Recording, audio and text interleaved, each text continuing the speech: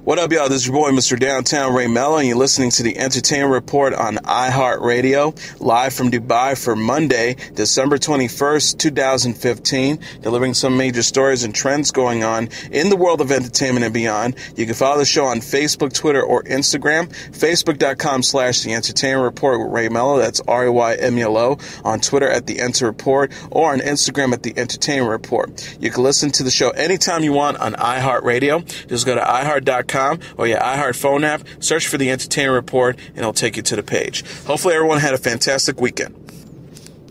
Arguably one of the biggest boobs of the year, Miss Universe host Steve Harvey announces the wrong winner. Things got awkward as the winner of the Miss Universe 2015 were announced Sunday night. During the live broadcast from Planet Hollywood Resort and Casino in Las Vegas, host Steve Harvey named Miss Colombia Adriana Gutierrez as Miss Universe 2015, but she was in fact first runner-up.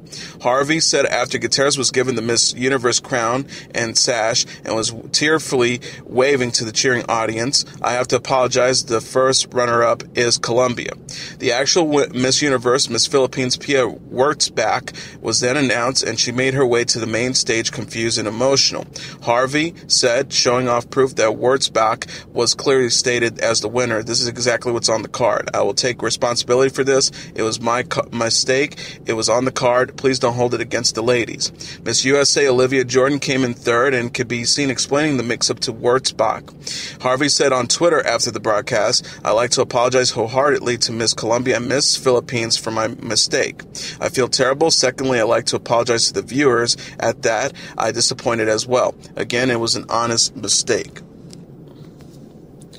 The voting rights drama Surrogate was the big winner when the Women's Film Critics Circle announced its awards this week.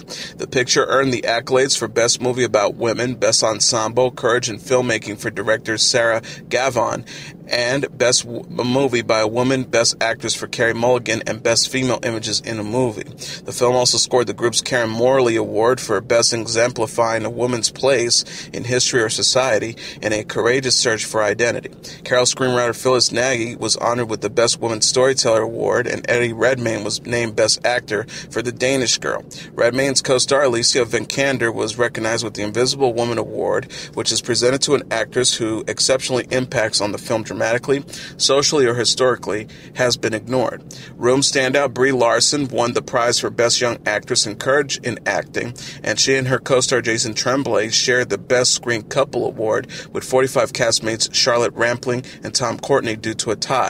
Charlize Theron earned the Best Female Action Star mantle for Mad Max Fury Road. Amy Schumer picked up the Best Comedic Actress gong for Trainwreck, and Amy was deemed Best Documentary by or About Women. Lily Tomlin earned the Lifetime Achievement accolade, and the Best Foreign Film by or About Women title went to The Second Mother. Recognized for Worst Female Images in a Movie was Jurassic World. Best Male Images in a Movie was Bridge of Spies, and Worst Male Images in a Movie was Steve Jobs. Inside Out was declared 2015's Best Family Film, and Amy Poehler's character Joy was named Best Animated Female. This year's Best Theatrically Unreleased Movie by or About Women is Bessie. The Adrienne Shelley Award, which spotlights a film that most passionately opposites violence against women, went to He Named Me Malala, while What Happened to Miss Simone was lauded with the Josephine Baker Award for Best Expressing the Women of Color Experience in America. Saturday Night Live icon Tina Fey and Amy Poehler returned to the sketch comedy series this weekend as guest hosts. The pair sent up Taylor Swift's Bad Blood video with their own Dope Squad clip.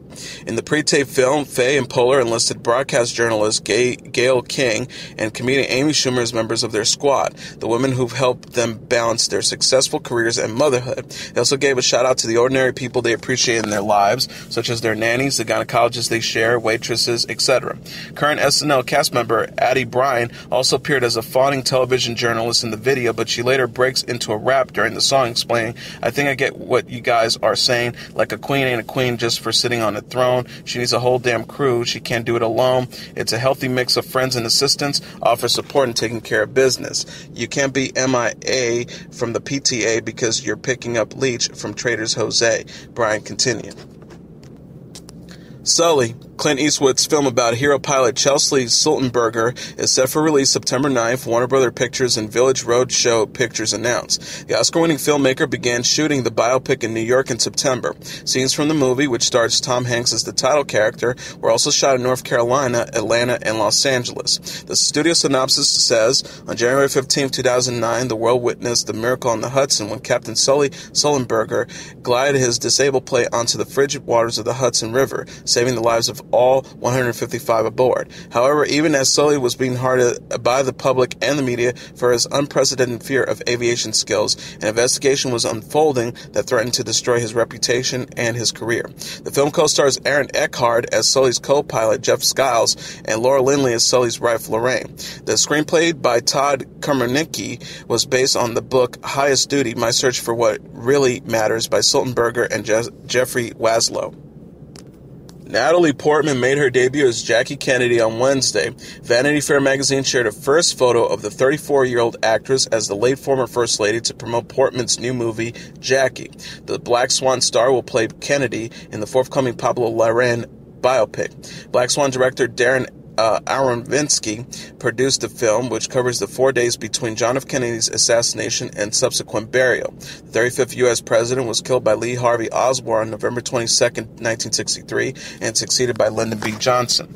Kennedy, who was known as Jacqueline Kennedy Onassis after marrying Aristotle Onassis in 1968, wed John F. Kennedy in 1953, and shared 4 children with the politician. She was diagnosed with non-Hodgkin's lymphoma in January 1994 and died 5 months later at the age of 64. Jackie co-stars Peter Skarsgård, Greta Gerwig, and John Hurt and will open in 2017. Portman will next star in Jane Got a Gun with Ewan McGregor and is also slated for Knights of Cups with Christian Bale and Planetarium with Lily Rose Depp. Twin Peaks released an eerie first teaser Friday. Series co-creator David Lynch shared the video on Twitter, wishing fans a happy holiday. The forthcoming Showtime revival is now in production and will premiere in 2017.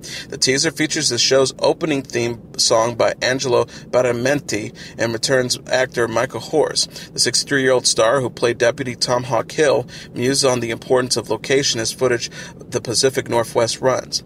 Horse says before an abrupt cutaway, location sometimes becomes a character. Can't put my finger on how I would describe it. It just touches something in the psyche. It's almost like being in a moving painting. Twin Peaks had a 2-season run on ABC from 1990 to 1992 and inspired the 1992 movie Twin Peaks Fire Walk with Me. Kyle MacLachlan will reprise Agent Dale Cooper for the revival, which promises long-awaited answers and a satisfying conclusion. Actor and activist James Cromwell was arrested during a peaceful demonstration at New York's Competitive Power Ventures power plant construction site. Cromwell led the group of 30 protesters in chanting Friday, Power to the People, the Times-Herald Record reported. The 75-year-old Babe, an American Horror Story actor, along with 2 other protesters, were handcuffed by state police after they refused to stop blocking the plant's entrance. The trio reportedly were bound by an interlocking device around their necks, which required a bolt cutter to remove. 3 other people were also taken into police custody. 6 people were cited for disorderly conduct and released. They are scheduled to appear in the Wawayanda Town Court on January 4th. The protesters contend the plant will emit toxins, cause illness, lower property values, and threaten species such as the bog turtle and the northern long-eared bat, which lives near the plant. Barbara Walters has declared transgender reality television star and former Olympian athlete Caitlyn Jenner as the most fascinating person of 2015. The famed broadcast journalist announced the other 9 celebrities on her roster earlier this month, but she waited to reveal the winner of the top spot until her year-end special aired Thursday night on ABC. Walters said, and finally, our choice for the most fascinating person of the year was once called the world's greatest athlete. Traditionally, that title was given to the man who won the Olympic decathlon. When Bruce Jenner won it in 1976, it was a huge accomplishment. It had everybody talking, but it was nothing like this. When Bruce Jenner became Caitlyn Jenner, it was a selmic shift in the gender universe. If you were unable to take your eyes off of Caitlyn Jenner this year, you weren't alone. Famous and familiar, she raised awareness and acceptance of transgender people. Through her own transformation, Caitlyn Jenner transformed society this year, and that, for us, makes her the most fascinating person of 2015. The program included footage of Jenner's sports, celebrity endorsement, and reality TV careers as Bruce, as well as scenes from his recent metamorphosis into Caitlyn, whom Jenner publicly revered this year at the age of 65. Jenner did not sit for an interview with Walters for the TV special, however. Also featured on the Barbara Walters Presents The 10 Most Fascinating People of 2015 were Bradley Cooper, Amy Schumer, Tracy Morgan, Ronda Rousey, Donald Trump, Bernie Sanders, Misty Copeland, Jeff Bezos, and Donna Karan. Walters' annual Most Fascinating program began airing in 1993. Now, in a related story, an obsessed fan was detained after coveting entering Kris Jenner's home posing as a worker. TMZ reports the intruder, an obsessed Kardashian-Jenner fan, took a bus from Texas in order to track down Jenner's home Tuesday. Sources told the news outlet the man sought out Jenner in her office and spoke with her before Jenner realized he did not belong and called the authorities. Kim Kardashian and her newborn son, St. James, were at the home at the time, the outlet reports. The intruder was taken to a hospital for a psychiatric hold. An unnamed family member told E! News the incident was very scary. The incident happened at Christmas as Christmas decorations were put up in Jenner's home. The Kardashian-Jenner clan matriarch shared several photos of her new holiday decor consisting of 3 Christmas trees on Instagram. She wrote, "It's beginning to look a lot like Christmas. Thank you at Jeff Leithman for making my house feel magical for my grandchildren. I'm in awe." Kardashian shared a similar photo of the decor writing Candy Cane Lane Kris Jenner style. Israeli model Bar Raffaele is under investigation for allegedly evading taxes from income made internationally. Israel's tax authorities say the newlywed, who married businessman Ida Ezra in September, failed to report certain celebrity benefits or assets gifted to her or bought with extreme discounts in exchange for public shoots and publicity. NBC reports. She is also accused of not paying taxes for a luxury Tel Aviv apartment. Raffaele's lawyers say the television personality and model has been part of a long-time disagreement with local authorities over whether, as an international star, she should be listed as an Israeli resident for tax purposes. Raffaele and her mother, Tispora Raffaele, were reportedly detained and questioned by tax officials Thursday as part of the alleged months-long investigation. They were freed shortly after on bond, Jerusalem Post reports. The investigation calls for the 2 women to remain in Israel for the next 6 months, with a $65,000 bond in place in case she receives approval for international travel. Macaulay Culkin returns as Home Alone character Kevin McAllister in a disturbing new short by YouTuber Jack Dishel. In the YouTube clip titled Just Me in the House by Myself, Culkin, who's 35, played the older traumatized McAllister who has no issue with torturing a burglar. He enters the video as an unstable husband of a driving app worker who takes over his wife's post for the day. Because Culkin's character doesn't drive, co-star Dishel, who plays the app customer in need of a ride, offers to drive himself using the car. While on the road, Culkin details the classic Home Alone story as a traumatic event in his life. He said, "I defended my house from 2 psychopathic home invaders. I still have nightmares of this bald weeder dude chasing me around talking like Yosemite Sam. They didn't even curse. When they park, a gun-wielding man then approached the car demanding the 2 to get out. Culkin uttered quietly, 'Stay in the car. You picked the wrong car, my friend.' After a series of Home Alone-ish hijinks, Culkin and Dishel end up in a dark shed with the attacker tied in a chair.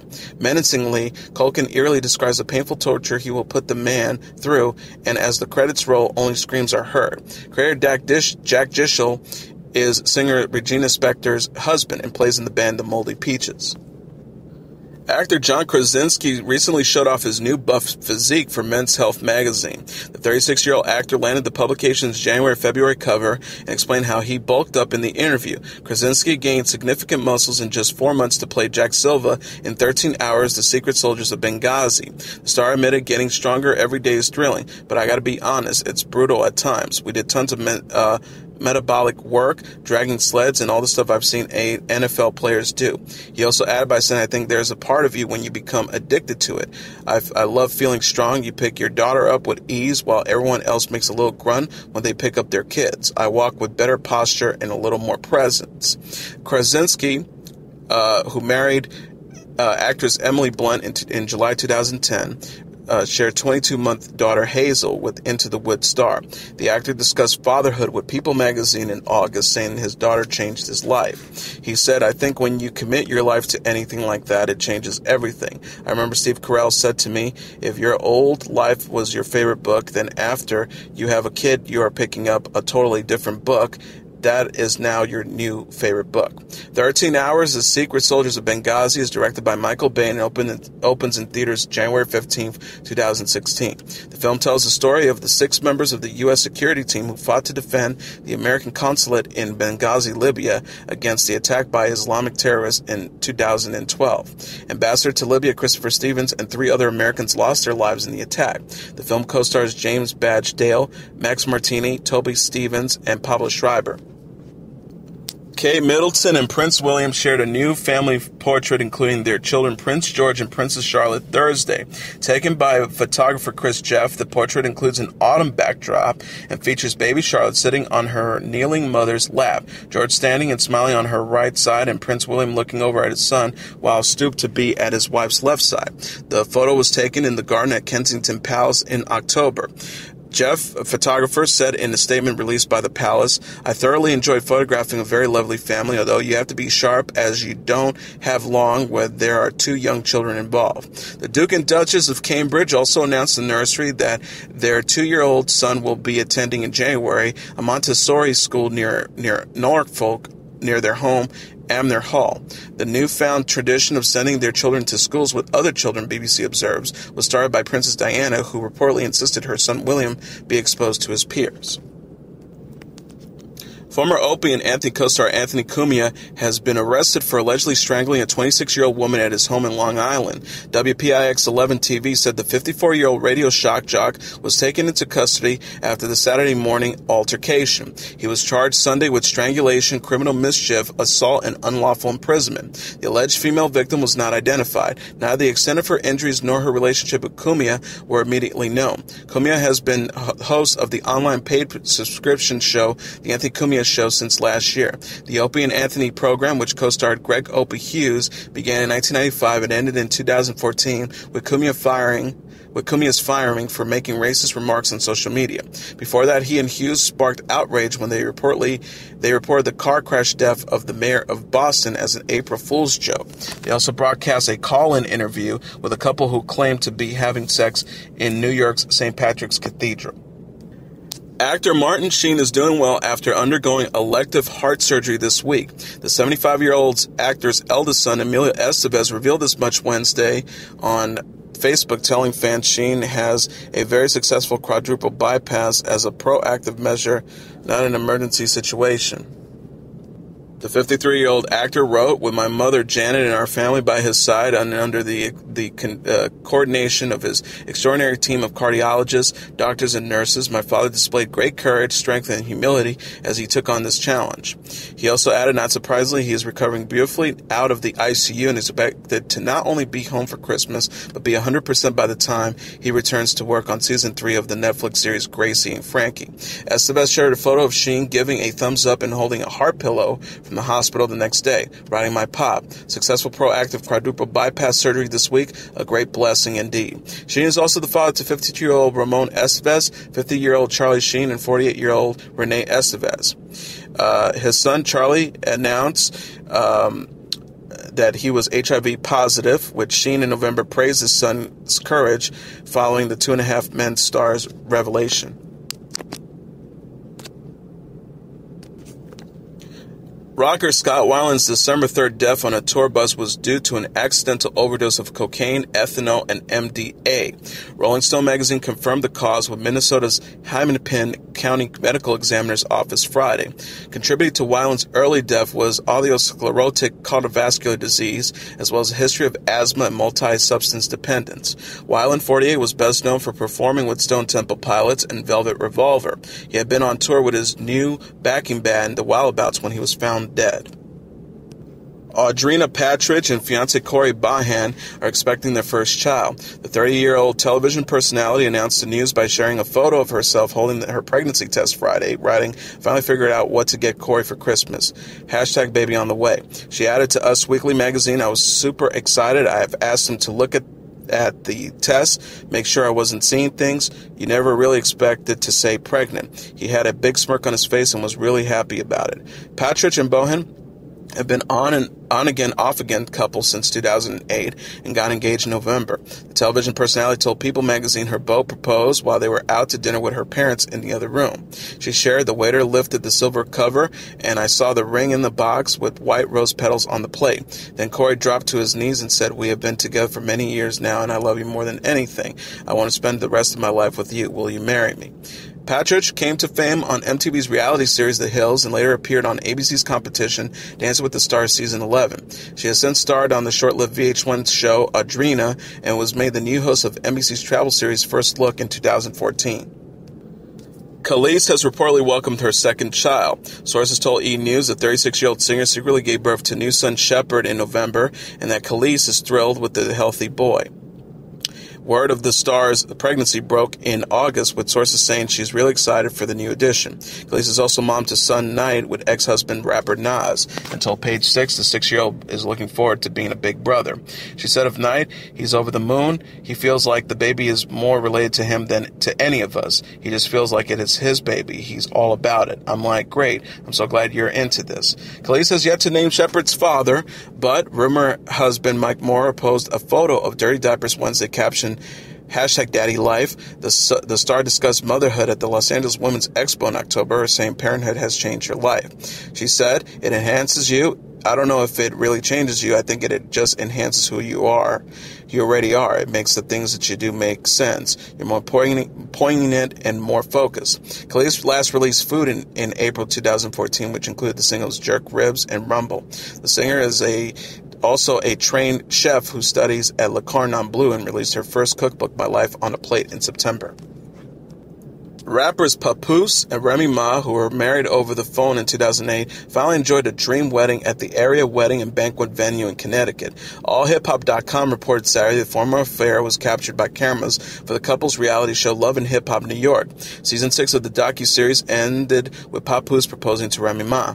The pair first exchanged vows when Remy Ma was behind bars for shooting a friend. She was released from prison in August 2014. VH1, which airs Love and Hip Hop, said the guest list from Remy Ma and Papoose's wedding included Keisha Cole, Yandy Smith, and Juju. Country music star Joey Feek, currently under hospice care, spent Friday night with her family entertaining an unexpected visitor, Santa Claus. Feek's husband Rory said on his This Life I Live blog that the 22-month-old daughter Indiana took a little time to warm up to the actor playing Father Christmas, who was sent by family friends to deliver early Yuletide gifts.